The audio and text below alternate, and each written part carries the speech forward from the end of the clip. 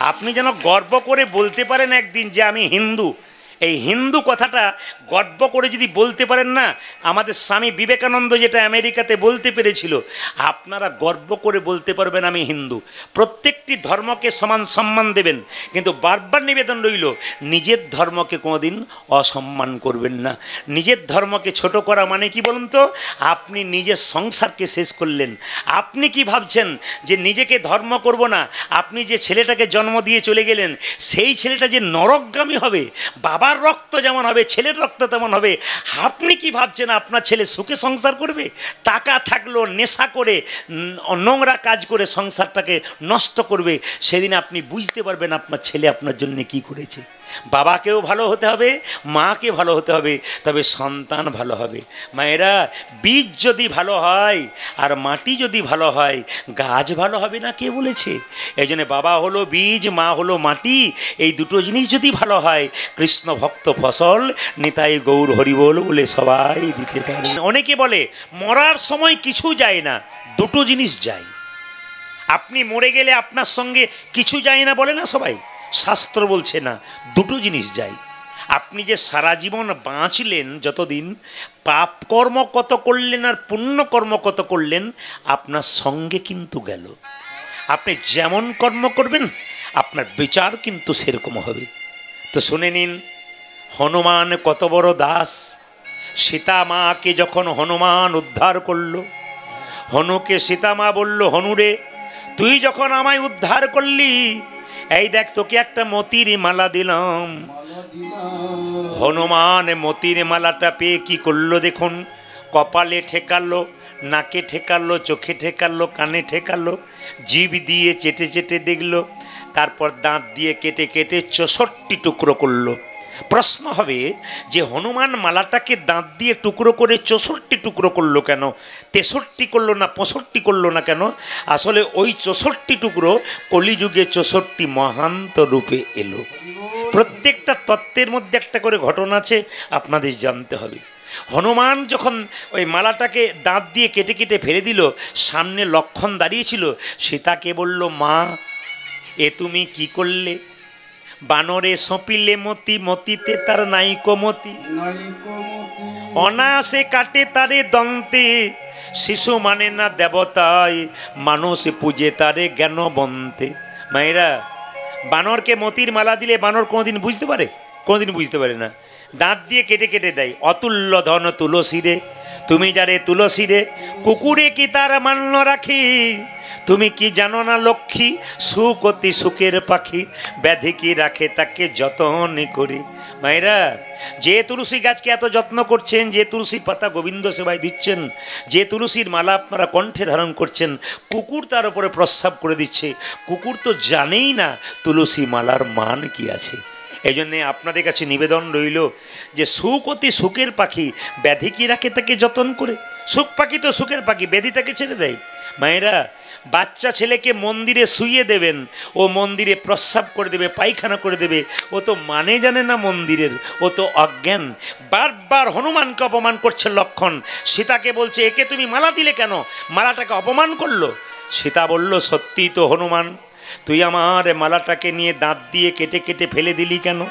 তুই আমাকে অপমান করলি। আমাদের যদি কাউকে বলা হয় আমরা রেগে যেতাম, কিন্তু হনুমান মাথা নিচু করে কেঁদে কেঁদে বলল, মাগো আমি কি তোমার মালাকে কোনোদিন অপমান করতে পারি? আমি তোমার মালাকে প্রথমে কপালে ঠেকালাম কেন জানো? এই মালা তো যেমন তেমন মালা নয়, আমার সীতা মায়ের দেওয়া প্রেমের মালা। এমন প্রেমের মালা কি অপমান করতে পারি? প্রথমে কপালে ঠেকালাম, কানে ঠেকালাম কেন জানো? এই মালার মধ্যে রাম নাম শোনা যায় কিনা দেখলাম। চোখে ঠেকালাম কেন জানো?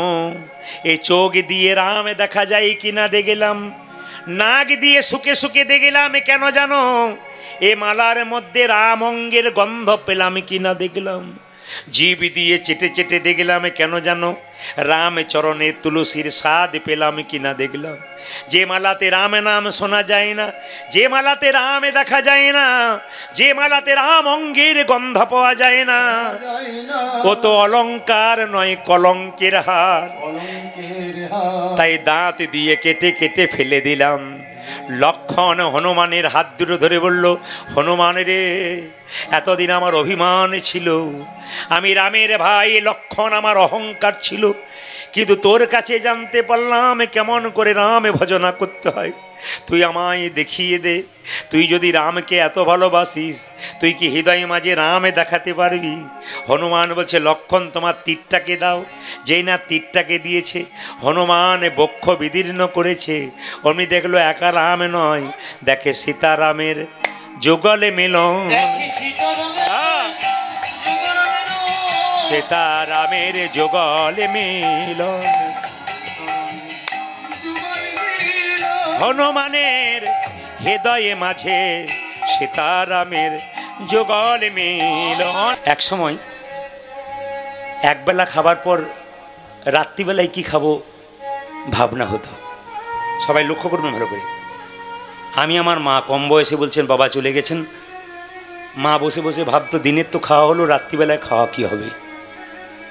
ছোট্ট একটা ঘরে বাস করতেন।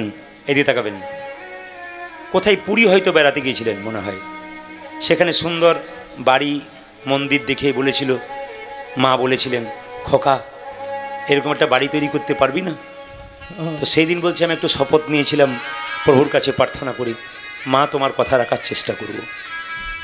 মায়ের আশীর্বাদ যার আছে, বাবার আশীর্বাদ যার আছে, পৃথিবীতে সে বড় না হয়ে থাকতে পারে না। যত যত কম বয়সী ছেলেরা এখানে কীর্তন শুনছে, সমস্ত ভাইদের কাছে, সমস্ত ছেলেদের কাছে এই প্রদীপ পালের নিবেদন রইল,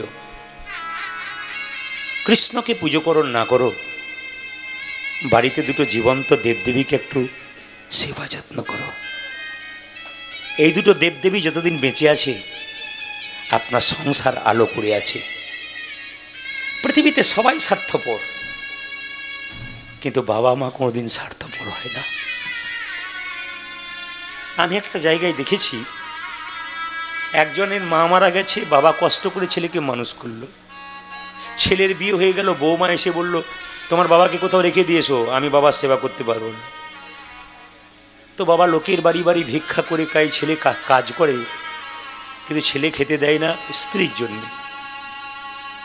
তো সন্ধ্যাবেলায় যখন তার স্ত্রী কোনো কাজে ব্যস্ত থাকে, তখন জানলার সামনে ছেলে যখন শুয়ে থাকে, বাবা জানলার সামনে গিয়ে বলে, খোকা খাবার খেয়েছিস? তুই খাবার খেয়েছিস? ছেলেটা বলতো, হ্যাঁ খেয়েছি। তুমি খেয়েছো? বলে আমি খেয়েছি না খেয়েছি, তুই খেয়েছিস। সন্তান যে মায়ের কাছে কত বড়, বাবার কাছে কত বড়, এ তুমি যতদিন বাবা না হবে ততদিন জানতে পারবে। এই যে তোমরা বাবাকে কষ্ট দিচ্ছ, যেদিন তুমি বাবা হবে সেদিন বুঝতে পারবে বাবা হওয়ার জ্বালা কি, মা হওয়ার জ্বালা কি। রাত্রিবেলায় কীর্তন শুনতে এসছেন, যখন বাড়ি ফিরে যাবেন, বাড়ির সবাই ঘুমোবে, কিন্তু বৃদ্ধা মা যদি বেঁচে থাকে, দরজাটা খুলবে আর বেরোবে, এরই নাম হলো মা। ছেলে যদি বাইরে থাকে, বাড়ির সবাই ঘুমায়, কিন্তু গর্ভধারিণী মা ঘুমায় না।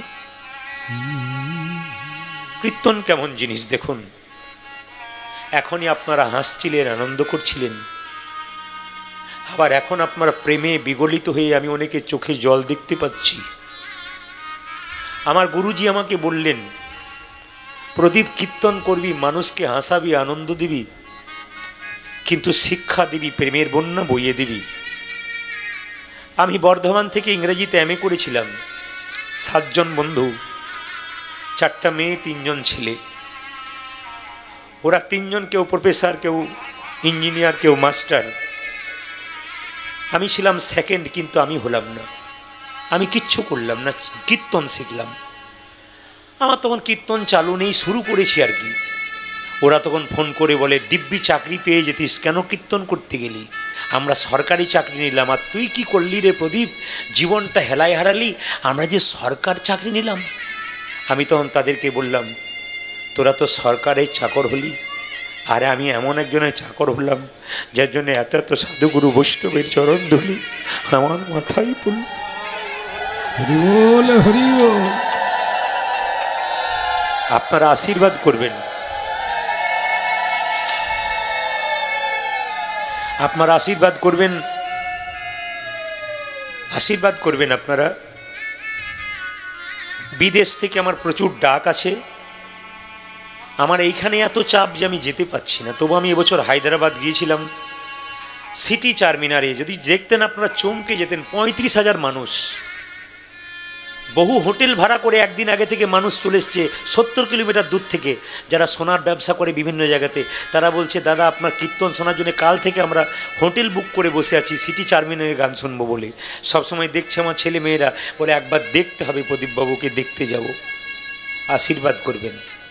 আমি বোম্বে গিয়েছিলাম, যে বোম্বের মায়েরা গরমে ঘর থেকে বেরোতে পারে না, বেলা 2টো থেকে আমাকে আসর দিচ্ছিল, একটা করে আসর। এত গরম, অথচ বাচ্চা কোলে নিয়ে 10,000 মানুষ আসরের ভেতরে, 5,000 বাইরে, ঢুকতে পারছে না, এত ভিড়। আমি গিয়েছিলাম ব্যাঙ্গালোর, এত বৃষ্টি হচ্ছিল, 2 দিন কীর্তন হলো, এত বৃষ্টি, ছাতা ধরে মানুষ কীর্তন শুনছে। আমি গিয়েছিলাম 3বার ত্রিপুরা, আবার আমি জন্মাষ্টমীতে ত্রিপুরা যাব প্লেনের মাধ্যমে। তো ত্রিপুরার মানুষ আপনারা অবাক হয়ে যাবেন, যত আসরে গেছে। একটা আশ্রমে গত বছর গিয়েছিলাম, 10,000 মানুষ ভেতরে, 2-4 হাজার মানুষ বাইরে, ঢুকতে পারছে না, এত লোক, এত ভক্তের সমাগম। এটা কিন্তু আমার সাধুগুরু বৈষ্ণবের আশীর্বাদ ছাড়া হয় না। আপনাদের মতো ভক্তদের আশীর্বাদ না থাকলে বড় হওয়া যায় না। আপনারা আমাকে দুহাত ভরে আশীর্বাদ করুন, যেন কৃষ্ণ কথা, হরি কথা বলে মানুষের জীবনটাকে পরিবর্তন করতে পারি। অনেক মানুষ আমাকে ফোন করে, বহু মুসলিম মানুষরা আমাকে ফোন করে বলে, আপনারা অবাক হয়ে যাবেন, হুগলি জেলার বহু মুসলিম ভাইয়েরা আছে যারা আমাকে বলে, হরে কৃষ্ণ বাবা কেমন আছেন? মুসলিমের ছেলে হয়ে হরে কৃষ্ণ জয়নিতাই বলে, কেন বলে? ভালোবাসতে পেরেছে। বলে নাম সবসময় সমান, ধর্ম সব জায়গায় সমান। অনেক মানুষ বুঝতে পেরেছে, যারা আসল মানুষ তারা ধর্মের বিচার করে না, ধর্মকে ভালোবাসতে পারে। ওই জন্য আপনাদের আশীর্বাদের জন্যে আমি আস্তে আস্তে যেন এগোতে পারি।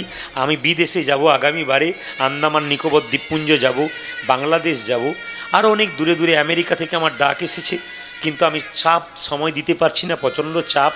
আপনারা আশীর্বাদ করুন যেন দেশে বিদেশে গিয়ে কৃষ্ণ কথা, হরি কথা শোনাতে পারি, যেন মায়ের কথা বলতে পারি। মায়ের মতো আপন পৃথিবীতে কেউ হয় না, তোমরা মা কাঁদিও না। দুর্গার অষ্টমীর দিনে কোনো ছেলে উপবাস করে ধুতি পাঞ্জাবি পরে মাকে পুষ্পাঞ্জলি দিতে যাচ্ছে, আর নিজের মা খাবার জন্যে ঘরে বসে আছে। মা দুর্গা যেন বলতে চাইছে, মাটির প্রতিমা পুজিস রে তুই, আগে ঘরের জীবন্ত বাবা মাকে পুজো কর, ওকে না দিলে আমাকে দিয়ে তোর কোনো লাভ হবে না। মায়ের মতো আপন কেউ হয় না। একটা মা রান্না করে 3টে ছেলেকে পেট ভরে খাইয়ে দেয়, ছেলে খেয়ে চলে যায়, মাকে জিজ্ঞেস করে না আমরা তো খেলাম, তোমার পাতাতে আছে তো? মা পায় না, তবু কোনোদিন অভিমান করে বলে না তোরা খেয়ে গেলি কই, আমার কথা তো ভাবলি না। এইদিকে তাকাবেন যে যেখানে বসে আছেন। একজন ভদ্রলোক বাজারে যাচ্ছে, তার মা দরজায় দাঁড়িয়ে আছে গলায় কাপড় নিয়ে। স্ত্রী ভেতর থেকে বলছে, শুনছ বাজারে চললে বিকালে তো বাড়ি আসবে, সময় তো কাটাবে, শোনো আমার জন্য একটা ভালো শাড়ি এনো। মেয়ে বলছে বাবা মোবাইল ফোন এলো। ছেলে বলছে হাত ঘড়ি এনো। দরজায় দাঁড়িয়ে বৃদ্ধা মা গলায় কাপড় দিয়ে বলছে, খোকা সাবধানে যাবি আর সময় মতো বাড়ি ফিরে আসবি। একমাত্র মা। মেয়েরা দেখবেন বাপের বাড়ি যায় না, কখন থেকে বলুন তো? যখন থেকে তার বাবা মা মারা যায়। অনেক মেয়েকে জিজ্ঞেস করি, দিদি তুমি বাপের বাড়ি যাবে না? মেয়েটি চোখের জলে ভেসে বলে, কার কাছে যাব দাদা? যারা আমাকে ভালোবাসতো তারাই তো নাই, এখন যারা ভালোবাসে তারা আমাকে আমার বাবা মায়ের মতো ভালোবাসা দিতে পারে না। মেয়েরা বাবা মা মারা যাবার পর আর বাপের বাড়ির দিকে পা দিতে চায় না। মা বাবার মতো আপন পৃথিবীতে কেউ হয় না। তোমরা যারা বাবা হয়েছো তাদের কাছে নিবেদন রইল, তুমি যেমন ছেলেকে আনন্দ করে মানুষ করছো, তোমার মাও তো কষ্ট করেছে, কত দেব মন্দিরে পুজো দিয়েছে, মাকে সেবা করো। মায়ের আশীর্বাদ যদি কারো হাত ওপরে থাকে, জীবনে সে যে বড় হবে গো, কোনোদিন ছোট হবে না। মা বাবাকে ভালোবাসতে শেখো। কিন্তু সবচাইতে দুঃখের ব্যাপার, আমাদের সমাজে মা বাবা অবহেলিত হয়ে যাচ্ছে, খাবার জন্যে কাঁদছে। কোনো লাভ নেই, কোনো লাভ নেই যদি বাবা মায়ের সেবা না করতে পারো। মায়ের মতো আপন কেউ হয় না, আপন কেউ হয় না। তোমরা যেন কোনোদিন মাকে কেউ কাঁদিও না। তোমরা যেন কেউ মাকে কাঁদিও না। মা, আজকে আপনি কাউকে কাঁদাবেন রক্তের গরমে, আপনার ছেলে যখন বড় হবে, আপনার বৌমা যখন পাশে আসবে, তখন আপনাকে টানতে টানতে ঘর থেকে বের করবে, সেই দিন বুঝবেন আপনার কর্মের ফল আপনি ভোগ করছেন। তাই বারবার নিবেদন রইল, কম বয়সে রক্তের গরমে বৃদ্ধাকে কাঁদালে তোমার ছেলে যখন বড় হবে তখন তোমাকেও কাঁদাবে। একটা প্রমাণ দিয়ে দিই আপনাদের, মন দিয়ে শুনুন। আমার পাশের বাড়িতে আমি প্রমাণ পেয়েছি। একটা ছোট্ট বাচ্চা ছেলে ক্লাস 5-এ পড়ে, তার বাবা মা তার দাদু ঠাকুমাকে খড়ের বাড়িতে রাখে, পাথরের থালায় খেতে দেয়, আর বাবা মা ছেলে মিলে কাঁসার থালায় খায়। একদিন ছেলে মাকে প্রশ্ন করলো, মা আমরা কাঁসার থালায় খাই, দাদু ঠাকুমা কেন পাথরের থালায় খাই? তখন মা বলল, চুপ কর, এমন মারবো না, ঠান্ডা করে দেবো, ফাজলামি হচ্ছে, চুপ কর। ওটা কতদিন চাপ দেবেন আপনি? ছেলে যখন বড় হয়ে যাবে সেদিন আপনাকে চেতনা ফিরিয়ে দেবে। ওই ছেলে কলকাতায় পড়াশুনো করলো, 25 বছর পর যখন বাড়ি ফিরল, দাদু ঠাকুমাকে জিজ্ঞেস করলো, দাদু পাথরের থালায় খাও কেন? খড়ের বাড়িতে বাস করো কেন? কেন বাবার দালান ঘরে থাকতে পারো না? ওটা তো তোমার তৈরি, কেন কাঁসার থালায় খাও না? দাদু দেখলো ঝগড়া হবে, তাই বললো, দাদু ভাই আসলে তা নয়, ব্যাপারটা কি জানিস, আমরা আগেকার মানুষ পাথরের থালা ভালোবাসি, আমরা খড়ের ঘর ভালোবাসি, ও কোনো অসুবিধা নেই, তুই চিন্তা করিস না, কোনো অসুবিধা নেই। নাতি বলছে, দাদু টাকার চাইতে সুদ বেশি, দেখে নেবেন আপনারা যারা দাদু হয়েছেন।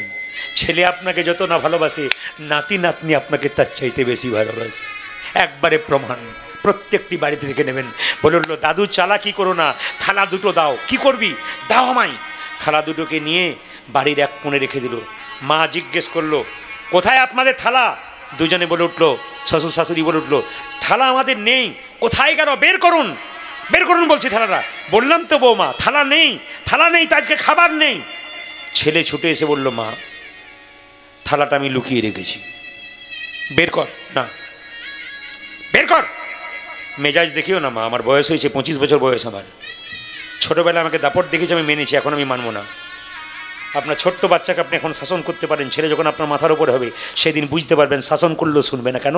আপনি নিজের চোখে দেখাচ্ছেন কেমন বাবা মায়ের সঙ্গে ব্যবহার করছেন। আপনার ছেলে মেয়ে আপনার কাছ থেকে শিখছে, বড় হয়ে ওটা আপনার কাছে ব্যবহার করবে।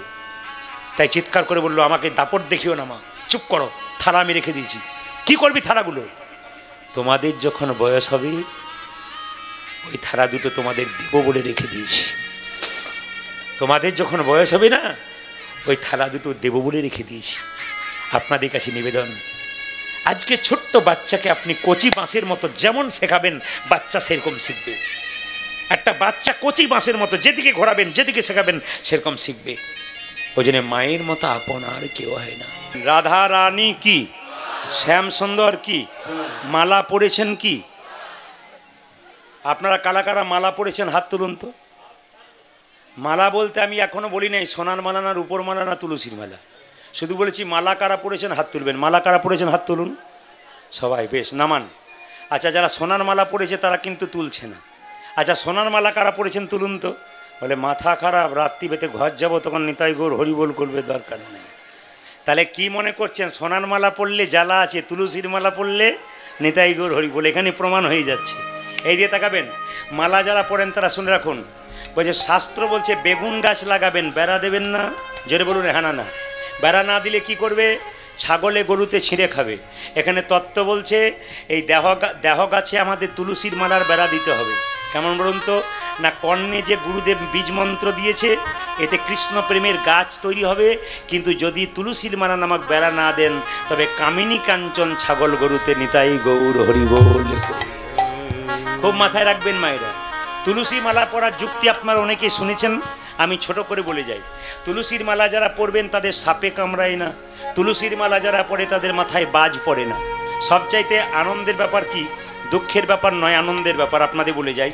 আমি কিন্তু ছোড়াত গ্রামে যখন গান করে গিয়েছিলাম তখন দুর্গা মন্দিরে বজ্রপাত হয়েছিল, সেই জন্যে কীর্তন হয়েছিল। তখন দেখবেন যারা নিন্দুক মানুষ, ভগবানকে বিশ্বাস করে না, তারা বললো ভগবানের আবার বিশ্বাস কি করব, মা মন্দিরেই আটকাতে পারলো না যে তার মায়ের মন্দিরে বাজটা পড়ে গেল। আমি সেই সমস্ত বোকা লোকদের বলবো, যিনি মা তিনি সমস্ত আঘাত নিজের গায়ে নিয়ে ভক্তদের বাঁচানোর চেষ্টা করে। আশ্চর্যের ব্যাপার, মন্দিরে বাজ পড়েছিল, কতগুলো হাঁস খেলা করছিল, আমার এখনও মনে আছে। ওনারা বলেছিলেন ওখানকার বহু জ্ঞানী ভক্ত আছেন, ওখানকার যারা কীর্তন করেছিলেন খুব ভালো মানুষ, আমি তাদেরকে এখনও জানতে পারছি না, কিন্তু হৃদয়ে আমার গাঁথা আছে ওনারা। কেন বলুন তো? সুন্দর কথা আমার সামনে বর্ণনা করেছিলেন, সুন্দর ব্যবস্থাপনা, সুন্দর ভালোবাসা, আমি এখনও ভুলতে পারি না। যখন এখানে বায়না করেছেন তখন আমার মনে পড়ে গেছে ওইখানকার ভালোবাসার কথা। এখানে এসে আর এক মানুষের কাছে আমি আর এক ভালোবাসা পেয়ে গেলাম। আপনাদের কাছে নিবেদন রইল, বাবা আপনারা যদি কেউ যান মধ্যপ্রদেশে, এদিকে তাকাবেন, মধ্যপ্রদেশে যদি যান তবে একটা শিব ঠাকুর আছে, শিবলিঙ্গ, মধ্যপ্রদেশে যাবেন একটা শিবলিঙ্গ আছে। সেই শিবলিঙ্গে আপনারা লক্ষ্য করবেন, সেই শিবলিঙ্গ প্রতি বছর 1 ইঞ্চি করে বাড়ে, প্রতি বছর 1 ইঞ্চি করে বাড়ে। ওখানকার যারা সরকারি মানুষ আছে প্রতি বছর মেপে মেপে যায়, স্বীকার করেছে 1 ইঞ্চি করে বেড়ে যাচ্ছে। আবার হিমাচল প্রদেশে একটা শিব মন্দির আছে যেখানে লক্ষ লক্ষ লোকের ভিড় হয়, আপনারা অবাক হয়ে যাবেন, প্রতি 12 বছর পর পর ওই শিবলিঙ্গে একবার করে বাজ পড়ে। আশ্চর্য কথা, প্রতি 12 বছর পর পর ওই শিবলিঙ্গে একবার বাজ পড়ে। আর শিবলিঙ্গে বাজ পড়ার সঙ্গে সঙ্গে ওখানকার যারা ব্রাহ্মণ মণ্ডলী আছে তারা ঘি এবং ময়দা দিয়ে আবার ভাঙার টুকরো শিবলিঙ্গকে ওইরকম করে তৈরি করে দেয়, আবার 1 বছরের মধ্যে শিবলিঙ্গটা যেমন ছিল তেমন হয়ে যায়। আশ্চর্য বাবার কৃপা। জিজ্ঞেস করা হয় 12 বছর পরে পরে দেয় কেন, আঘাত মানে বজ্রপাত হয় কেন? বলছে বাবা সমস্ত ভক্তদের রক্ষা করবার জন্যে বজ্রপাতটা নিজের বুকে নিয়ে ভক্তদের রক্ষা করার জন্যে নিতাই গৌর হরি বল। এই জন্য আপনাদের কাছে নিবেদন রইল, প্রত্যেকটা কারণ আছে, প্রত্যেকটার পেছনে কারণ আছে, কিছু মনে করবেন না। এখানে যে মঙ্গল চণ্ডী আছেন উনি 1 বছর না 2 বছর ছিলেন না, আমি শুনলাম এখানকার ভাইদের কথা, সঞ্জীব বাবুর কাছে, বা এখানকার ভক্ত উত্তম বলে আমার একজন খুব ভক্ত আছে, তার মারফতে আমি এলাম, থে আমাকে খুব ভালোবাসে। আর আপনাদের এখানকার ছেলে যে করতাল বাজাচ্ছে ফাল্গুনিকে আপনারা চেনেন, তো আপনাদের কাছে নিবেদন রইল, যে যেখানে বসে আছেন ওই মা মঙ্গল চণ্ডী গেছিলেন কেন? নিশ্চয়ই তিনি কিছু বুঝেছিলেন, আবার তিনি ফিরে এলেন কেন? ভক্তের আহ্বানে। যেখানে ভগবান ভালোবাসা পায় সেখানে কি আর ফিরে না এসে থাকতে পারে? ওই জন্য মা যে কৃপা করে আবার আপনাদের সামনে এসছে। জয় মা মঙ্গল চণ্ডী কি জয়, বলুন জয় মা মঙ্গল চণ্ডী কি জয়, জয় মা মঙ্গল চণ্ডী কি জয়, জয় জয় বলুন রাধা রানী কি জয়, শ্যাম সুন্দর কি জয়, মদন মোহন কি জয়। এই দিয়ে তাকাবেন, তুলসীর মালা পড়লে বাজ পড়ে না, বিজ্ঞান বলল। ধর্ম কি বলল? এখান থেকে কলকাতা যাচ্ছেন, হঠাৎ আপনি মারা গেলেন, আপনার দেহ থেকে প্রাণ বেরিয়ে গেল, তুলসীর মালা নাই, কোথাকার কে ট্রেন থেকে ফেলে দে। কিন্তু যদি কণ্ঠে তুলসীর মালা থাকে বলবো ওরে এ আর কেউ নয়, একজন কৃষ্ণ ভক্ত বটি, এখানে যেখানে সেখানে ফেলে দিস না, একটি স্টেশনে নামিয়ে দে, কোনো সাধুগুরু বৈষ্ণবের কৃপা হলে দেহটা সৎকার করে দেবার ব্যবস্থা করে দেবে। আমার দিকে তাকাবেন, এই দিয়ে তাকাবেন। তুলসীর মালার কথা যখন বললাম তখন বলে দিই আপনাদের, তুলসীর মালা নিলে আর একটা কারণ হচ্ছে যে আপনাদের বাড়িতে যদি কোনো ভোজ হয় তাহলে দেখবেন প্রচুর কুকুর দরজায় ঘোরাঘুরি করে। আচ্ছা সব কুকুরকে তাড়িয়ে দিন, কিন্তু ওই কুকুরগুলোর মধ্যে যে কুকুরের গলায় বেল্ট বাঁধা আছে, কুকুরটা কি নিজে বেঁধেছে? তার একজন মালিক আছে, সে বেঁধে দিয়েছে। যার কণ্ঠে তুলসীর মালা আছে তার কেউ থাক আর না থাক একজন আছেন, তিনি ভগবান মালিক। তার আশ্রয়ে কেউ যদি থাকে তাকে আঘাত করলে ভগবান তাকে ছেড়ে দেয় না। ভগবান বলেছেন মদ ভক্ত যত্র গচ্ছন্তি তত্র গচ্ছামি পার্থিব ভক্তানুমনুগচ্ছন্তি মুক্ত স্থিতি বিসহ। মানে কি, বৎসের পশ্চাতে যেমন ধাই ধেনুগণ, ভক্তের পশ্চাতে সেরকম যায় জনার্দন। আপনার বাড়িতে একটা বাছুর হয়েছে, বাছুরটাকে ছেড়ে দেবেন, গাভী দড়ি ছিঁড়ে চলে যাবে, কেন বলুন তো? বাছুরটাকে রক্ষা করার জন্যে। কোনো ভক্ত যদি হা গোবিন্দ প্রাণ গোবিন্দ বলে পাগলের মতো ছুটে যায়, ভগবান গাভীর মতো ভক্তের পেছনে তাকে রক্ষা করার জন্যে নিতাই গৌর হরি বল বলে তার পেছনে পেছনে ছুটতে থাকে। এই জন্যে তুলসীর মালা পরবেন। তবে হ্যাঁ, এও সাবধান করে দিয়ে যায় সবাইকে, তুলসীর মালা যারা পরবেন তারা নিরামিষ খাবেন। তুলসীর মালা পরার দরকার নেই, কিন্তু তুলসীর মালাকে অপমান করবেন না। আপনি মালা পরতে পারবেন না, কোনো অসুবিধা নেই, কিন্তু যিনি মালা পরেন তাকে সম্মান দেবেন একবার 100%, যে ভাই আমি পারলাম না তুমি পড়ো, আমি যদি কোনোদিন পারি তোমার আশীর্বাদ করো, আমি যেন পড়তে পারি, কিন্তু ঠাট্টা না। আজকে রক্তের গরমে অহংকার আপনি করছেন, কিন্তু কিছুদিন পরে যখন দেখবেন আপনার আপন বলতে কেউ নাই, তখন ভগবান ছাড়া কোনো উপায় নেই। আমি আমার চোখের সামনে দেখেছি, আমার চোখের সামনে, আমি নাম করব না, এমন ব্যক্তিকে দেখেছি ভগবান বিশ্বাস করে না, হরিনাম হলে ঠাট্টা করে, হরিনাম হলে দরজা বন্ধ করে দেয়। একদিন কি হলো জানেন, শরীরের মধ্যে কঠিন ক্যান্সার হয়ে গেল। এত দাপট ছিল, রক্তের অহংকারে মানুষকে মানুষ মনে করতো না, একদিন ক্যান্সার হয়ে গেল। সকালবেলায় কার্তিক মাসে যখন নাম চলছে, তখন আমি সকালবেলায় ঘুম থেকে উঠে ঘর থেকে বেরিয়েছি, ওই লোকটা বলছে, প্রদীপ কি আজকে সকালবেলায় কে হরিনাম করে করে যাচ্ছিল, কি সুন্দর কীর্তন গান গাইছিল রে, আমার ঘুমটা ভেঙে গেল, অসুস্থ অবস্থায় বেরিয়ে এলাম। তখন বুঝে নিলাম, এতদিন পরে বুঝতে পেরেছে অহংকার কারো থাকবে না, একদিন অহংকারের পতন ঘটবে, রক্তের গরম একদিন চলে যাবে, সেই দিন দেখবে আপন বলতে কেউ নাই, আপন বলতে ভগবান শ্রীহরি ছাড়া তোমার আর কেউ থাকবে না। তুলসীর মালা পড়লে নিরামিষ খেতে হয়, কিন্তু একটা ছেলে বলছে এখন তুলসীর মালা পড়লে নিরামিষ খেতে হয় না, বলে কেন? এখন তো প্যাঁচ সিস্টেম মালা, খোলাও যায় পরাও যায়। রাত্রিবেলায় বিয়ে বাড়িতে নিমন্ত্রণ খুলে দিলাম, আবার সকালবেলায় পরে দিলাম। শুনে নিন, তুলসীর মালা কয় প্যাঁচ পরা দরকার? হিসাব মতো শাস্ত্র অনুযায়ী 3 প্যাঁচ। এই যে আমরা 2 প্যাঁচ পড়েছি, এটাও নিয়মের মধ্যে আছে, কিন্তু 1 প্যাঁচ তুলসীর মালা পরার নিয়ম নয়। পারলে 3 প্যাঁচ পরবেন, আর না পারলে 2 প্যাঁচ পরবেন, কিন্তু 1 প্যাঁচ তুলসী মালা কেউ কোনোদিন পরবেন না। এগুলো মাথায় রাখবেন, আপনাদের জীবন সুন্দর হয়ে যাবে। আজকে আপনারা এখানে এসেছেন, হিন্দু সনাতন ধর্মের কোনো স্কুল নাই, হিন্দু সনাতন ধর্মের কোনো স্কুল নাই, এটা স্কুল। প্রত্যেকটি হিন্দু সমাজ, প্রত্যেকটি হিন্দু সনাতন মানুষের কাছে একটা নিবেদন রইল, যেখানে ভাগবত হয় সেখানে আসুন, যেখানে রামায়ণ পাঠ হয় সেখানে হয় আসুন, যেখানে কীর্তন হবে সেখানে বসুন, এবং ধৈর্য ধরে বসুন। আপনারা দেখিয়ে দিন যে সনাতন ধর্ম মরে নাই, সনাতন ধর্ম বেঁচে আছে। সনাতন মানে কি? যে ছিল, আছে এবং থাকবে। সেই সনাতন ধর্মকে সম্মান দেবার জন্যে আপনাদের কাছে নিবেদন রইল, সবাই মিলে মহাপ্রভুর কথাটি মানবেন। 10এ 5এ সবে মিলে দাঁড়াইতে বসিয়া, কীর্তন করহ সবে হাতে তালি দিয়া। রাস্তা দিয়ে পেরিয়ে যাচ্ছেন, 500 টাকার নোট পড়ে আছে, চারিদিকে তাকিয়ে দেখলেন কেউ কোথাও নেই, টাকাটা পকেটে গুঁজে নিলেন, ভাবলেন কেউ দেখতে পেল না, একজন দেখছেন, তিনি ভগবান। এত সোজা নয়, পাপের বিচার কিন্তু হবে। আপনি ভাবছেন 500 টাকা পেয়ে গোপনে চলে গেলাম, ওকে আমি ঠকালাম, ওকে আপনি ঠকান নেই, ঠকলেন আপনি। সৎ পথে যেটা রোজগার করবেন ওটা আপনার ক্ষতি হবে না, অসৎ পথে রোজগার করলে 500-র বিনিময়ে 5000 চলে যাবে। নিজেকে বিবেক করুন, চেতনা করুন, ঠকাবেন কাকে? আপনি নিজে ঠকবেন। ভগবান বলছে কাকে ঠকাচ্ছিস তুই তো নিজেই ঠকছিস। তাই সবাই মিলে মায়েরা যারা হাততালি দেবেন, পরের জন্মে হাত পাবার চান্স পাবেন, পাও পাবেন। আর যারা হাততালি দেবেন না, পরের জন্মে হাত পাবার আর চান্স নাই। 2টো পা আছে আর 2টো পা যোগ হবে, 4টে পা হলে কি হয়? গরু। কেন বাঘ বলতে পারেন না? যেমন কাউকে যদি বলা হয় তুই জানোয়ারের বাচ্চা, দেখবেন রেগে যায়। আর কাউকে যদি তুই বাঘের বাচ্চা, আমাকে বাঘ বলেছে, বাঘ ভাগ, মানে একই কথা, অথচ আমরা কত বোকা। আপনাদের আসলে সবই ভালো লাগলো, একটা খারাপ লাগলো, বলবো না, বাদ দিয়ে দেবো না, বলার দরকার নেই, পরে একবার আমি ফোনে জানিয়ে দেবো না, আজকে বলে যাই। আপনারা সবাই তালি দিলেন, হাত তালি দিয়ে 2-4 জন হরি হর নম কৃষ্ণ যাদব নম যাদব, মানে ভদ্রলোকের মতো দাঁড়িয়ে আছেন, উনি দেখছেন কত লোক হয়েছে, কাল পেপারে দিতে হবে আর কি। হিন্দুদের সবচাইতে লজ্জার ব্যাপার কি বলুন তো? আপনি তালি দেবেন, আরেকজন দেবে না। অন্যান্য ধর্মের মানুষ ধর্ম যদি না করে, যে করে তাকে সাহায্য করে। আর আমাদের সবচাইতে লজ্জার ব্যাপার, আপনি ধর্ম করলে আপনার পেছনে 50 জন লেগে যাবে, আমার লাইনে আয়, খা যা খুশি তাই, নর্দমায় যা, নরকে যা, কোনো অসুবিধা নাই, কিন্তু হরিনাম করার দরকার নেই। কিছু মনে করবেন না। আমাদের ওখানে একটি মেয়ে 25 বছর বয়স, সে তিলকমালা করে, ছোট্ট বাচ্চাকে নিরামিষ খায়, ও নিজেও নিরামিষ খায়। পাশের বাড়ির মেয়েরা বলে, বাবারে দিদি, হারানের বইয়ের কি ঢং, এখন থেকে হরিনাম করতে শুরু করেছে। না, সবচাইতে লজ্জার ব্যাপার, আমরাই আমাদের শত্রু।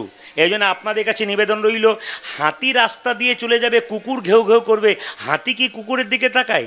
যারা কৃষ্ণ ভক্ত তারা তো হাতির মতো, আর যারা নিন্দুক তারা তো কুকুরের মতো, ওদের দিকে তাকাবেন কেন? হাতি হাতির মতো চলবে। খুব সুন্দর কথা বলে যায় আপনাদের। আমাকে একজন প্রশ্ন করছেন, প্রদীপবাবু হরিবাসরে সবাই কীর্তন শুনতে যায়, দু একজনের কীর্তন ভাল লাগে না, কেন লাগে না? এই যে আপনারা সবাই কীর্তন শুনতে এসছেন, কিছু মনে করবেন না, সবাই ভক্তি করে কীর্তন শুনছেন, গালে হাত কেউ দেবেন না। আমি দুই চারজনকে দেখছি দিব্যি গালে হাত দিয়ে বসে আছেন। ভগবান শ্রীকৃষ্ণের ছবি দেখেছেন? কোথাও দেখেছেন গালে হাত দিয়ে আছে? একজন হাত তুলে বলবেন তো কৃষ্ণের ছবিতে কোথাও গালে হাত আছে? যিনি জগৎ সংসার চালায় তার গালে হাত নাই, আর আপনি একটা সংসার চালাচ্ছেন, আপনার গালে হাত থাকবে কেন? ভগবানের কোনো জায়গায় দেখাতে পারবেন না যে গালে হাত আছে। এই জন্য গালে হাত দিলে হাজার চিন্তা আপনার মাথায় আসবে। একজন জিজ্ঞেস করলো, প্রদীপবাবু কীর্তন একটু ধীরে, কীর্তন দু চারজন শুনতে চাই না, কেন বলুন তো? কেন শুনতে চাই না বলে দিই। রামকৃষ্ণের বাণী শুনবেন। একজন মেছেনি একজন মেছেনি একটা মাছের ডালাকে নিয়ে ও গ্রামে গেছে মাছ বিক্রি করতে, বহু দূরে। প্রচণ্ড বৃষ্টি, মেঘ, ঘর ফিরতে পারে নাই, অন্ধকার হয়ে গেছে। একটা সুন্দর বাগান, ফুলের বাগান, সেখানে মালি বসে আছে। তো মালিকে গিয়ে সেই বুড়িমা বলল, বাবা আমি মাছ বিক্রি করতে গেছিলাম অনেক দূরে, তো ঘর যেতে পারবো না, তোমার বাগানে একটু থাকতে দেবে? বলে কেন থাকতে দেবো না, তুমি থাকো। মায়েরা, ওই বুড়িমাটা কী করলো, ওই যে মাছের ঝুড়িটা আছে না, ওটাকে সামনে রেখে দিব্যি ঘুমোচ্ছে। কিন্তু ঘুম ওর আসছে না, কেন বলুন তো? এত সুন্দর ফুলের গন্ধ, ওর ঘুম আর আসে না। তো মালি বলছে, লোকে ফুলের গন্ধে ঘুমিয়ে যায়, আর তুমি খালি ওঠ বস করছো কেন? বলে আমার ঘুম আসছে না। ঘুম কি করে আসবে? বলে একটু জল দাও তো। যে মাছের ঝুড়িটা নিয়ে গিয়েছিল, ওই ঝুড়িতে খানিকটা জল ছিপিয়ে দিল, আর মাছের আঁশের গন্ধ যেই না নাকের মধ্যে ভর ভর করে ঢুকেছে, আমি নাকটা গড় গড় করে ডাকতে শুরু করেছি। কেন বলুন তো? ওর যে মাছের গন্ধ নেওয়া অভ্যাস আছে, ওর কি ফুলের গন্ধ ভালো লাগে? সংসার নামক মাছের গন্ধে যারা হাবুডুবু খাচ্ছে, হরিনাম নামক ফুলের গন্ধ তাদের কোনো দিন ভালো লাগে। এইবার আপনাদের সামনে প্রমাণ। যদি কোনো ব্যক্তি গান শুনতে শুনতে উঠবোস করে, তাহলে বুঝবেন ওর মাছের গন্ধ নেবার ইচ্ছা হয়েছে। আর যিনি দেখবেন ফুলের মতো সুগন্ধ চুপচাপ কীর্তন শুনছেন, উনি কিন্তু সেই হরে কৃষ্ণ সুন্দর ফুলের মালির বাগানের মালির মতো, যিনি ফুলের সুগন্ধ পেয়েছেন। আপনাদের ছোট ছোট কয়েকটা কথা বলে যাই, মন দিয়ে শুনুন। মায়েরা, আপনারা বলুন তো, আপনাদের ছেলে মেয়েদের জন্মদিন পালন করেন? জোরে বলুন হ্যাঁ না না, জোরে বলবেন। অনেকে কিন্তু হ্যাঁ হুঁ বলছে না, চুপ থাকাটাই বুদ্ধিমানের কাজ। কিছু গণ্ডগোল আছে, বলে দিই। দেখবেন এখন আমাদের একটা ফ্যাশন হয়েছে, একটা কেক কাটছেন, একটা মোমবাতি জ্বালাচ্ছেন। জোরে বলবেন, এটা হিন্দুদের না খ্রিস্টানদের? জোরে বলবেন। কাদের বটে? হ্যাঁ, খ্রিস্টানদের। তাহলে আপনি খ্রিস্টানদের নিয়ম পালন করছেন না সনাতন ধর্মের মানুষের নিয়ম পালন করছেন? আপনি তো নিজের ধর্ম ত্যাগ করে অন্যদের কথা ভাবছেন। এই জন্য আপনাদেরকে বলে যাই, আপনারা যেদিন বাচ্চাদের জন্মদিন পালন করবেন, কেকটা কাটবার সময় দেখবেন মোমবাতিটা জ্বালিয়ে কি বলে, হ্যাপি বার্থডে টু ইউ ফুস। কি ডিজাইনের ব্যাপার! এতজন কীর্তন শুনতেছেন, একজন হাত তুলে বলুন তো কেক কেন কাটা হয়? একজন হাত তুলে বলুন তো মোমবাতি নেভানো কেন হয় বলুন তো? আসলে আমরা তো বোকা মানুষ, কেন আমরা দেখে দেখে করি, জানি না। একজন মাস্টারমশাইয়ের বাড়িতে গান হচ্ছে, পাশের বাড়িতে, ওনার বাড়িতে বাসা। উনি বললেন, প্রদীপবাবু আমার নাতির আজকে জন্মদিন, আপনি একটু প্রসাদ পাবেন। বললাম ঠিক আছে, খুব ভালো। দেখছি অনেক ছেলে মেয়ে জোগাড় হয়েছে, চিৎকার করে বলছে হ্যাপি বার্থডে টু ইউ ফুস। তখন আমি মাস্টারমশাইকে বললাম, এটার মানে কি? কেক কেন কাটলো আর মোমবাতি কেন জ্বালালো? তোর মাস্টারমশাই বলছেন, ওই সব পাশের বাড়ির করছে বলে করছে আর কি। মানে উনিও জানেন না। আমাদের সবচাইতে লজ্জার ব্যাপার, আমরা জানি না কেন করতে ফ্যাশন, পাশ্চাত্য শিক্ষাকে আমরা গ্রহণ করি। আমাদের সনাতন ধর্মের নিয়মটা শুনে নিন। বাচ্চার জন্মদিনে কেক কাটবেন আপনি, কেকের মধ্যে ডিম থাকে। আপনার ছেলে শুভ দিনে, পরীক্ষার দিনে আপনি ডিম খাইয়ে পাঠাবেন? আপনার ছেলে কোনো জায়গায় যাবে দূরে, আপনি ডিম খাইয়ে পাঠাবেন? তাহলে আপনার লজ্জা করা দরকার। সেদিন কেকের মধ্যে ডিম রয়েছে, আর আপনি শুভ দিনে ডিম খাওয়াচ্ছেন। বলুন বিচার করে, শুভ হচ্ছে না অশুভ হচ্ছে? সেদিন কি করবেন? ঘি একটু পরমান্ন তৈরি করবেন, ভগবানের চরণে তুলসী পত্র দিয়ে বলবেন, হে প্রভু, আমার ছেলেটা যেন ভবিষ্যতে প্রসাদ ভোজী হতে পারে, যেন তোমার চরণ স্মরণ করতে পারে। আমার মৃত্যুর পরে যেন আমি আনন্দে মরতে পারি। আমার ছেলেকে চোর ডাকাত করি নাই, আমার ছেলেকে কৃষ্ণ ভক্ত তৈরি করতে পেরে গেছি। এই চিন্তা করবেন। আর কি করবেন মা? মোমবাতি নয়, ঘিয়ের প্রদীপ জ্বালাবেন। এই দিকে তাকান, প্রদীপটা জ্বালিয়ে ভগবানের কাছে বলবেন, হে প্রভু, ঘিয়ের প্রদীপটা যেমন জল জল করে জ্বলছে, আমার ছেলে মেয়ের জীবন প্রদীপ যেন দীর্ঘদিন ধরে তোমার চরণে জল জল করে জ্বলে। এত সুন্দর শিক্ষা আমাদের সনাতন ধর্মে রয়েছে। লজ্জা লাগা উচিত আমাদের। আমরা কোন নোংরা জায়গায় আছি? সত্যিই কি আমরা হিন্দু সনাতন ধর্মকে টিকিয়ে রাখবো, না সত্যি কি আমরা সনাতন ধর্মকে নষ্ট করে দেবো অন্য ধর্মকে গ্রহণ করে? আমরা সম্মান দেব সব ধর্মকে, তা বলে এই নয় নিজের ধর্মকে বিসর্জন করে দেবো। এটা আপনারা করবেন না। আমি কয়েকদিন আগে নদিয়াতে গান করছিলাম, যার বাড়িতে বাসা, সে বলল, প্রদীপবাবু, ওইটুকু বাচ্চাটা বলল আমার জন্মদিনে কোনো প্রাণী কাটা হবে না। বলে কেন? না, প্রদীপবাবুর কীর্তন শুনেছি, জন্মদিনে যদি কোনো জীবন্ত পশু বা পাখির জীবনটা নিয়ে নেওয়া হয়, একজনের জীবন বাঁচানোর জন্যে অন্যজনের জীবন কেন নিবে তুমি? কত সুন্দর কথা। বাচ্চা মেয়েটা বাবাকে বলেছে, আমার জন্মদিনে কিন্তু বাবা নিরামিষ হবে, আমার জন্মদিনে কেক আনা চলবে না। আপনারা কেক আনুন, মোমবাতি জ্বালুন, আপনারা, আমি জানি এগুলো আপনারা ছাড়বেন না, আপনারা করবেন, কিন্তু এগুলো করুন। যদি মনে করেন ফ্যাশন, ওরা করেছে আমরা না করলে প্রেস্টিজ পাংচার হয়ে যাবে, লোকে কি বলবে, এই তো আমাদের ব্যাপার হয়ে গেছে। তবু ঘিয়ের প্রদীপ আর পরমান্নটা আপনারা দেবেন, আপনাদের জীবন সুন্দর হবে। যে যেখানে বসে আছেন, যে যেখানে দাঁড়িয়ে আছেন, মন দিয়ে শুনবেন। আস্তে, কৃষ্ণকে সাজাচ্ছে, আপনাদের ছেলেকে মেয়েকে আপনারা তৈরি করুন। যে যেখানে বসে আছেন মন দিয়ে শুনবেন দামি কথাগুলো। যে সঞ্জীববাবু বলে গেলেন বাস্তব কিছু বলে মানুষের চরিত্র পরিবর্তন করুন। আমি শুধু বলতে চাই, মেয়েদেরকে মেয়ের মতো পোশাক দিন, ছেলেকে ছেলের মতো পোশাক দিন। প্রত্যেকটি বাবা যারা হয়েছেন, প্রত্যেকটি মা যারা হয়েছেন, যাদের বাড়িতে মেয়ে আছে, মেয়েকে মেয়ের মতো পোশাক দিন আর ছেলেকে ছেলের মতো পোশাক দিন। প্রদীপ পালের বিনীত নিবেদন রইল সবার কাছে। শুনবেন সবাই মন দিয়ে। আপনার বাচ্চা মেয়ে 5 বছর বয়স, দুর্গাপূজার সময় বাজারে যাচ্ছে, বাপে বাপে ও বাপি, আমি কাটা পোশাক নেবো, ছোট ছোট দেখতে ভালো লাগবে, নে না নে, কোনো অসুবিধা নেই। 5 বছর বয়সে বাচ্চাকে কাটা পোশাক পরাতে শেখালেন, 7 বছরে পড়লো, 8 বছরে পড়লো, যখন 16 বছর বয়স হয়ে গেল, বাবা মাকে আর ডাকলো না, নিজেই বাজার গেল, খাটো খাটো পোশাক পরলো। ওই মেয়েটা 16 বছর বয়সে যখন তার বাবার সামনে খাটো পোশাক পরে দাঁড়াবে, লজ্জায় বাবা মেয়ের মুখের দিকে তাকাতে পারবে না। এমন পোশাক আপনার মেয়েকে পরাবেন না। ওই মেয়ে যখন কিডন্যাপ হয়ে যাবে, আপনি সরকারকে দায়ী দেবেন, প্রশাসনকে দায়ী দেবেন, দায়ী দেবেন না কাউকে। আপনার মেয়ে কিডন্যাপ হয়ে ফিরে আসবে, কাটা পোশাক পরে রাস্তা দিয়ে পেরোবে, আর পুরুষের লোভী চোখ তাকে কিডন্যাপ করবে। প্রশাসনকে দায়ী দেবেন, সরকারকে দায়ী দেবেন, ওদের দায়ী দেবেন না। মেয়ে যখন কিডন্যাপ হয়ে ফিরে আসবে, মেয়েকে যখন চর মারতে যাবেন, কোথায় ছিলি এতক্ষণ, মারবো চর, ওই চরটা মেয়ের গালে মারবার আগে আপনার গালে মারুন। আপনি আপনার বাচ্চাকে নিজের হাতে তৈরি করে সর্বনাশের পথে নিয়ে গেছেন, তাই না? প্রত্যেকটা হিন্দু সমাজের মানুষের কাছে নিবেদন রইল, মেয়েদের এমন পোশাক দিন যেন লজ্জার আবরণ থাকে। মেয়ে মেয়ের মতো থাকবে, ছেলে ছেলের মতো থাকবে, কিন্তু মেয়েদেরকে আপনি খাটো পোশাক দেবেন না। বারবার বলবো, ছোট ছোট বাচ্চাদের জন্য বলে যায় মায়েরা, বাচ্চাকে বাচ্চার মতো তৈরি করুন। এদিকে তাকাবেন, মায়ের যেমন দায়িত্ব আছে, বাবার তেমন দায়িত্ব আছে। আজকে ঈশ্বরচন্দ্র বিদ্যাসাগরের জন্ম নাই কেন?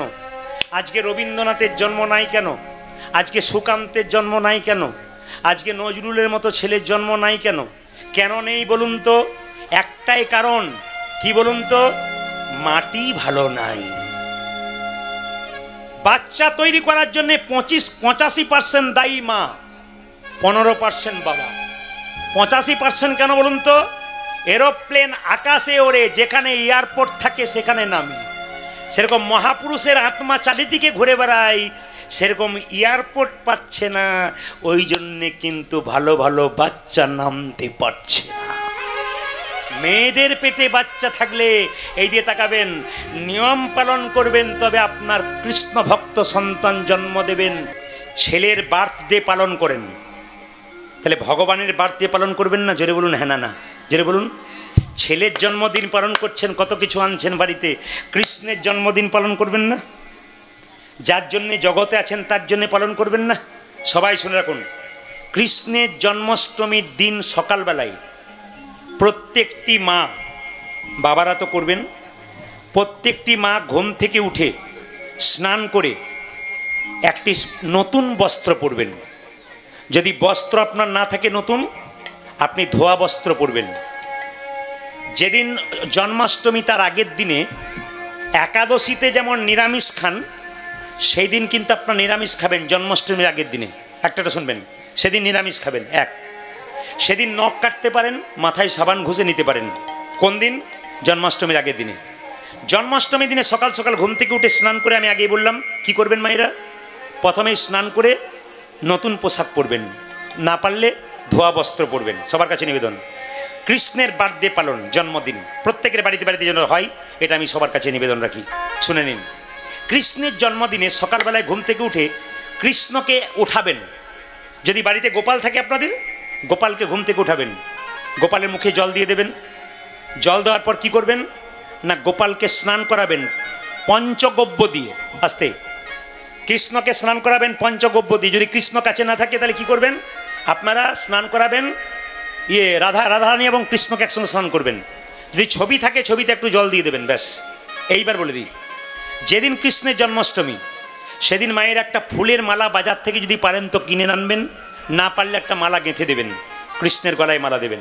এক। দু নম্বর, কৃষ্ণের গলায় যখন মালাটা আপনি দেবেন, কৃষ্ণের গোটা ললাটে একটা সুন্দর চন্দন দেবেন, সুন্দর চন্দন দিয়ে সাজাবেন। সেই দিন যদি কৃষ্ণের জন্য কাপড় কিনতে পারেন আর ময়ূরের পালক কিনতে পারেন, বাড়ির মঙ্গল। জন্মাষ্টমী দিনে মনে রাখবেন, ময়ূরের পালক যদি বাড়িতে কিনে আনেন, কোথাও থেকে আনেন কিনে বা জোগাড় করে, বা কৃষ্ণের জন্য একটা ছোট্ট পোশাক কিনে আনেন, বিরাট মঙ্গলের জিনিস সেদিন, কিন্তু খুব মাথায় রাখবেন। কৃষ্ণকে নতুন পোশাক পরাবেন, সাজাবেন সুন্দর করে, কৃষ্ণের হাতে একটা নাড়ু দেবেন, তারপর তুলসীপত্র দেবেন, একটু পরমান্ন দেবেন, আমি আগে বলেছি একটু ঘিয়ের প্রদীপ দেবেন। কৃষ্ণের অষ্টোত্তর শতনাম পাঠ করবেন। কোন দিন মা? কৃষ্ণের জন্মদিনে। সারাদিন কৃষ্ণের কথা বলবেন, কৃষ্ণ নাম করবেন, সেদিন কোনো অন্য কথা নয়, শুধু কৃষ্ণ কথা বলবেন। 3 নম্বর, মায়েরা শুনে রাখুন, কৃষ্ণের জন্মাষ্টমীর দিনে উপবাস কেমন করবেন? যদি নির্জলা উপবাস করতে পারেন তাহলে খুব ভালো, একাদশীর মতো। যদি না পারেন তাহলে কি করবেন মায়েরা, আপনি ফলমূল খাবেন, একটা সবজি খাবেন, কিন্তু বিছানায় শোবেন না, কম্বলে শোবেন, পবিত্রভাবে সারাদিন থাকবেন। খুব মাথায় রাখবেন ওই দিনটার কথা। এবং সেই দিন কিন্তু আপনি সারাদিন ভগবান চিন্তা ছাড়া অন্য চিন্তা আপনার থাকবে না। কৃষ্ণের জন্মাষ্টমী আপনারা সবাই বাড়িতে বাড়িতে পালন করুন, আপনার বাচ্চাকে পালন করান। যদি কোনো রুগী 1 ঘন্টা পর পর ওষুধ খায়, তাকে কি করবেন, ভগবানের চরণে যে পরমান্ন অন্ন সেবা দেওয়া হবে সেইটাই তাকে দেবেন। সে সেই প্রসাদটা সেদিন পাবে, দেখবেন তার অনেক দুরারোগ্য ব্যাধি দূর হয়ে যাবে।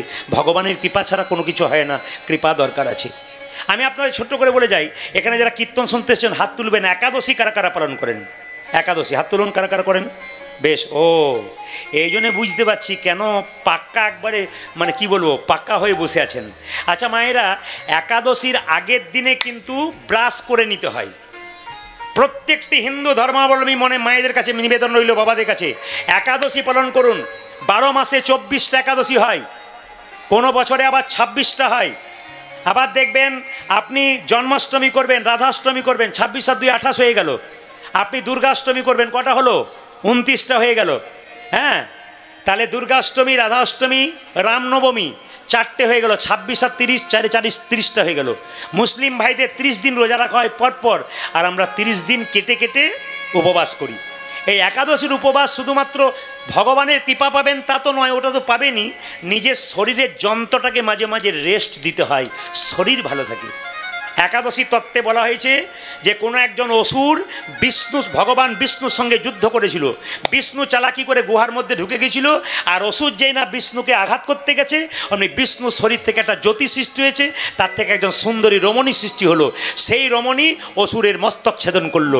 ভগবান বিষ্ণু বলল, এই রমণী তুমি তো খুব ভালো, আমি যাকে পারলাম না যুদ্ধ করে তুমি তার মস্তক ছেদন করলে। মেয়েটা বলে উঠল, আপনি আমাকে কেন অপমান করছেন? আপনার শরীরে জ্যোতি থেকে আমার জন্ম, আপনার শক্তিতে আমি শক্তি পেয়েছি, আমাকে কেন অপমান করছেন? আমাকে এমন একটা নাম দিন যেন পৃথিবীতে আমার জায়গা থাকে, আমার মধ্যে মানুষ এলে শান্তি পায়। বলছে, শোনো, আজ থেকে তোমার নাম দিলাম একাদশী। তোমার মধ্যে কেউ যদি থাকতে পারে, সমস্ত তীর্থে যাওয়ার ফল লাভ একাদশী পালন করলে হয়ে যায়। ওই জন্য আপনাদের সবার কাছে নিবেদন রইল, বাচ্চা থেকে বুড়ো পর্যন্ত 8 থেকে 80 বছর পর্যন্ত একাদশী করা যায়। আমাদের সমাজ একটা নিয়ম আছে দেখবেন, বিধবা হলে একাদশী করে, সধবারা করে না। এই ফালতু কথাগুলো কারো কাছে শুনবেন না। 8 থেকে 80 বছর পর্যন্ত সামর্থ্য থাকলে একাদশী করবেন। মায়েরা, একাদশীর দিনে নির্জলা থাকলে ওটাকে উত্তম একাদশী বলে।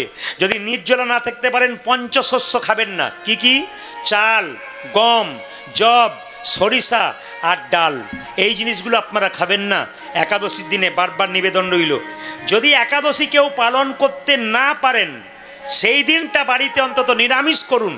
বারবার বলবো, যে নিরামিষ করছে সে কিন্তু পথটা তৈরি করছে, তার মানে সে একাদশীর স্কুলে ভর্তি হচ্ছে। এবার সে একাদশী করবে, পথ পরিষ্কার হচ্ছে। বাড়িতে যতই আত্মীয় স্বজন আসুক, একাদশীর দিনে আপনি নিরামিষ করে দেবেন। যদি কেউ না করতে পারে একাদশীর দিনে যদি কেউ উপবাস না থাকতে পারে, তাহলে আপনি ফল খেতে পারেন। আপনি সাবু অনেকে খায়, অনেকে খায় না। আবার লক্ষ্য করুন, আপনি একটা সবজি খেতে পারেন, শাকার খেতে পারেন। সেদিন কিন্তু সন্দক লবণ ব্যবহার করবেন, এই লবণ নয়। সেদিন কিন্তু সরিষার তেল মাখতে পাবেন না, নারিকেল তেল মাখবেন। সেদিন কিন্তু সরিষার তেল ব্যবহার করতে পারবেন না। খুব মাথায় রাখবেন। আগের দিনে ব্রাশ করবেন কেন বলুন তো? জিভ ছুলবেন কেন? না, একাদশীর দিনে ব্রাশ করলে যে পেস্ট রয়েছে তার মধ্যে লবণ থাকে, ওই লবণ মুখে গেলে আপনার একাদশী হলো না। আর একাদশীর দিনে জিভ ছুললে যদি জিভ থেকে রক্ত বেরিয়ে যায়, আপনার একাদশী হবে না। সবজি কাটতে গিয়ে যদি আঙুল কেটে গেল, আপনার একাদশী হবে না। ওই জন্য আগের দিন এগুলো করবেন। তবে বলে রাখি মায়েরা, আমি একবার মুর্শিদাবাদে একটা জায়গাতে গিয়েছিলাম একাদশীর দিনে। ওনারা বললেন, বাবা এসেছেন তখন আমাদের বাড়িতে সবাই একাদশী, আপনি শুরু করুন। আমি বললাম করব। বললাম তাহলে কি কি সেবা হবে? আপনি অবাক হয়ে যাবেন। আমাকে দিয়েছে 4 রকমের পায়েস। 4 রকমের, মানে চালের পায়েস নয়, যেগুলো খাওয়া যায় কি, সেই পরমান্ন দুধের পায়েস তৈরি করেছে 4 রকমের। 4 রকমের ফল দিয়েছে, ফলের রস দিয়েছে, তারপর আরও অনেক কিছু দিয়েছে, সবজি দিয়েছে। নিয়ে আমাকে বলছে অনেক কিছু, আপনার জন্যে কিছুই করতে পারলাম না। আমি মনে মনে ভাবলাম, এইরকম করলে আমি একাদশী কোনোদিন ছাড়বো না। এ যা ব্যাপার আপনারা করেছেন আর কি। একাদশীর দিনে অনেকে মনে মনে বলে। আবার দেখবেন একটা স্বভাব আমাদের খারাপ, কি বলুন তো? যদি কেউ একাদশী জীবনে করে নেই, কোনোদিন করে না, সে দেখবেন দরজায় বসে থেকে সারাদিন। কেন বলুন তো? কেউ যদি পেরে যায়, দিদি কি করছো? আজ আমার একাদশী, মানে জানাচ্ছে আর কি আমার একাদশী, আজ আমার একাদশী। এটা জানাবেন না। আপনি কাউকে করতে উদ্বুদ্ধ করুন, কিন্তু জানাবেন না। একাদশীর দিনে মাথায় রাখবেন, যদি নির্জলা করে তাহলে উত্তম একাদশী, আর যদি ফল খেয়ে একাদশী করে তবে মধ্যম একাদশী। আর আমাকে যেদিন একাদশী করেছিল ওটা উত্তম নয়, মধ্যম নয়, ওটা ধমাধম একাদশী। এই ধমাধম একাদশী করবেন না। একাদশীর দিনে যত কম খাবেন তত আপনার ভালো। খুব মাথায় রাখবেন, যত কম খাবেন একাদশীর দিনে তত খুব ভালো। এই দিকে তাকাবেন, পেটটাকে যদি 4 ভাগে ভাগ করা যায়, তবে সেই দিন কিন্তু হাফ, অর্ধেক খাবেন, অর্ধেক ফাঁকা রাখবেন, আপনার লাভ আছে। একাদশীর দিনে কম খেতে হয়। নারী যদি নারীর মতো হয়, পুরুষ ওপরে ওঠে, নারী আনাড়ি হলে পুরুষ নিচে নেমে যায়। নারী ছিল পদ্মাবতী, জয়দেবকে গোবিন্দচরণ পাইয়ে দিয়েছিল। নারী ছিল চিন্তামণি, পতিতা মেয়ে হয়ে বিল্লমঙ্গলকে কৃষ্ণচরণ পাইয়ে দিয়েছিল। মায়েরা, নারী ছিল কে বলুন তো? না, নারী ছিল আমাদের রামী রজকিনীর মেয়ে হয়ে চণ্ডীদাসকে পদকর্তা তৈরি করেছিল। নারী ছিল কে? রামকৃষ্ণদেবের স্ত্রী সারদা মা যদি পাশে না থাকতো, তাহলে তিনি কিন্তু পরমহংস তৈরি হতে পারতেন না। ওই জন্য একজন পুরুষ বড় হবার পেছনে নারীর শক্তি বিরাট। নারী যদি তার পেছনে লেগে যায়, ধর্মকর্ম না করতে দেয়, তবে দেখবেন পুরুষ সোজা হতে পারে না। মায়েরা দেখে নেবেন, যে যেখানে বসে আছেন, আয়ানের সঙ্গে রাধারানীর বিয়ে হয় নাই? জোরে বলুন তো। আপনার একটা শুনলে চমকে যাবেন। আয়ানের সঙ্গে আস্তে আস্তে আয়ানের সঙ্গে রাধারানী যখন বিয়ে হয়েছিল মায়েরা, তো বিয়ে হবার পরে যখন বাসর ঘরে গিয়েছিল, বাসর ঘরে গিয়ে দেখছে, চমকে গেল আয়ান। কি দেখলো বলুন তো? রাধারানী কৃষ্ণ কৃষ্ণ কৃষ্ণ কৃষ্ণ কৃষ্ণ। আয়ান আর ঘরে থাকে নাই, দরজাটা বন্ধ করে চলে গেল। মনে মনে ভাবলো, বাহ রাধে, তুমি তোমার পথটা পরিষ্কার করছো, আমার পথটা আমাকে পরিষ্কার করতে দাও। আমি তোমাকে সাহায্য করলাম, তুমি তোমার পথ পরিষ্কার করো। আয়ানের কাছ থেকে একটা শিক্ষা আছে, এই জগতে কোনো পুরুষ তার নারীকে ধর্মের পথে সাহায্য করে না, নারী বরং পুরুষকে সাহায্য করে। বেশিরভাগ ক্ষেত্রে নারীরা করে। একটা প্রমাণ দিয়ে দিই। একজন মহিলা বাড়িতে ফুল তুলছে, ঠাকুর মন্দির পরিষ্কার করছে, চন্দন বেটে দিচ্ছে, গোবিন্দকে সাজিয়ে দিচ্ছে, ফল কেটে দিচ্ছে। স্বামীকে বলছে শুনছো, স্নান করো, এবার তুমি পুজোটা করো। আচ্ছা, এমন কোনো পুরুষ আছে যে ফুল তুলে চন্দন বেটে সুন্দর করে সাজিয়ে স্ত্রীকে বলছে এইবার তুমি এসে পুজো করো? সেটা কিন্তু বলে না। আয়ান কিন্তু সেটা রাধারানীকে করেছিল। আয়ান কি করেছিল? ও রাধে, তুমি যেমন কৃষ্ণ কৃষ্ণ বলে কাঁদছো, আমাকে একটা পদ দাও, আমি মা কালীর মন্দিরে মা মা বলে কাঁদবো। মায়েরা সবাই শুনে রাখুন, মা কালীর কথা যখন এলো তখন আপনাদের বলে যাই, মা কালীর কটা হাত? জোরে বলুন, কটা হাত বলে বলুন। অনেকে ভয়ে বলছে না, কীর্তনিয়ারা জানতে পারে 6-7টা থাকলেও থাকতে পারে। শুনে নিন, মা কালীর 4টে হাত। আমার দিকে তাকান, একটা হাত কি বলে? দে দে, দেবো দেবো। আর যদি কামনার বসে আসবি, আমার হাতে খেয়ে ঝুলছে দেখছিস, তোকেও কিন্তু ঝুলিয়ে দেবো। ভালো করে শুনবেন দাদা ভাইরা, যে যেখানে বসে আছেন, সুন্দর তত্ত্ব আছে এর মধ্যে। মা কালী বলতে চাইছে দে, ভক্তি দে। আমরা বলবো মা ভক্তি নাই, কদমা আছে, পয়সা আছে আমাদের, কদমা দিলাম বড় করে, কদমা দেওয়ার নিয়ম নয়। ভক্তি দে মা, মা বলছে ভক্তি দে। দেব কি? ধর্ম দিলে অর্থ দেবো, টাকা নয়, অর্থ। তোকে পরমার্থ দেবো, পরপারে পথ পরিষ্কার করে দেবো। আর যদি কামনার বসে আসবি, দেখ ঝুলছে কি আমার হাতে, তোকেও কিন্তু বেটা ঝুলিয়ে ছেড়ে দেবো। আসলে মায়েরা, মা কালীর জন্ম কোথা থেকে জানেন? মা দুর্গার তৃতীয় নয়ন থেকে। কি করে? সৌম্য নিসৌম্য নামে দুজন অত্যাচারী ওষুধ ছিল, মেয়েদেরকে মা জ্ঞান করতো না। এক সময় মা দুর্গার দিকে যখন ঝাঁপিয়ে পড়ল নিশুম্ভ, মা দুর্গার তার তৃতীয় নয়ন থেকে করাল বদনী, উলাঙ্গিনী, খड्গধারিণী মা কালীকে সৃষ্টি করলেন। আর মা কালীর নিশুম্ভের মস্তক ছেদন করে সেই রক্ত পান করলেন। তারপর সেই রক্ত যদি মাটিতে পড়ে আর অসুরের সৃষ্টি হবে, তাই সেই রক্ত দিলেন শৃগালের মুখে, যাতে সেই রক্তটা মাটিতে না পড়ে। মা জীবটাকে বাড়িয়েছে কেন? আমার দিকে তাকান, মা জীবটাকে বাড়িয়েছে কেন? মা জগৎকে শিক্ষা দিচ্ছে, জীব হলো লালসার প্রতীক। লালসা জীবের যায় না। ভালো খাবার পেলে 1টা 2টো 3টে 4টা, গ্যাস হয়ে গেল, হরিবল হয়ে গেল। লালসা পেয়েছো, তৃপ্তি হয়েছে, শুদ্ধ সত্য ধর্মতত্ত্ব দিয়ে ধরো। গাড়ি, বাড়ি, টাকা পয়সা, 2টো গাড়ি, 4টা গাড়ি, 6টা গাড়ি, বাড়ি আরো হোক, আরো হোক, আরো হোক, আরো হোক। লালসা লালসা লালসা যার বাড়ছে, তাকে মা বলতে চাইছে ধর্ম দিয়ে দাঁতটাকে চেপে ধরো। এবার তুমি ধর্ম করো, যা পেয়েছো অনেক পেয়েছো, আর বাড়িও না, সমস্যা হবে তোমার, কিন্তু শান্তিতে থাকো। যা পেয়েছো ভগবানকে ভজনা করে থাকো, তোমার ঠিক আছে। এদিকে তাকাবেন মা। তাহলে মায়ের একটু কথা বলে দিই আপনাদের। বলুন তো, মা কালীর চরণতলে কে পড়ে আছে? জোরে বলুন। শিব ঠাকুর। আচ্ছা, এবার একটু হাত তুলে বলবেন, শিবের সঙ্গে মা কালীর সম্পর্ক কি? জোরে বলুন। শ্বশুর না ভাসুর? কি শ্বশুর? তোমার একজন ভাসুর বলছে। ভাসুর? যে ঘুমাচ্ছে সে বলুন। এই দিয়ে তাকান, কি বললাম? কে কে শিবের সঙ্গে কি সম্পর্ক বলুন? স্বামী। এইবার তাকান, আমার দিকে তাকান, স্বামীর বুকে মা পা দিয়ে আছে। কেন? অসুরকে মারতে মারতে যদি ভালো মানুষকে মেরে ফেলে, বাবা মায়ের চরণতলে পড়ল, আটকে দিল। মা কি করলো? বাবার বুকে পা দিয়ে। তাকান আমার দিকে। এখন স্বামীর বুকে স্ত্রী পা দিয়েছে, এই কথাটি একটি কীর্তনে বলেছি, জায়গাটার নাম করব না। কীর্তনে শেষে মেয়েটি এসে বলছে, দাদা দাদা, কি স্বামীর বুকে পা দেওয়া যায়? বললাম কেন? আপনারা তো ইচ্ছা কেন? বলে আমার মাঝে মাঝে ইচ্ছা হয়। বলে কেন ইচ্ছা হয়? বলছে রাত্রিবেলায় মদ খেয়ে আমাকে মারধর করে নে, চিত হয়ে পড়ে থাকে, আমার মনে হয় মাঝে মাঝে দিয়ে দিই। কিন্তু দাদা এতদিন শুনি নাই, দিতে পারি নাই, এইবার ভালো হলো, কাল থেকে মারলে চিত হয়ে শুয়ে পড়লেই আমি দিয়ে দেবো। বললাম দিদি এক কাজ করো, হার্টের ডাক্তারকে চেক করাবে, পজিশন কেমন আছে, তারপর দেবে, নালে হরিবোল হয়ে যাবে।